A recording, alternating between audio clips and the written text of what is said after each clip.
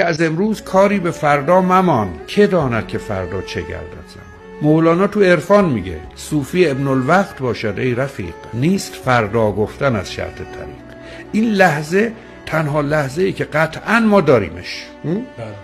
لحظه بعدی از کجا معلوم هست یا نه؟ هزاران حادثه در کمین ماست. حافظ میگه من طایر گلشن قدسم، یعنی من پرنده بهشت بودم. چه دهم شرح فراق که در این دامگه حادثه چون افتادم.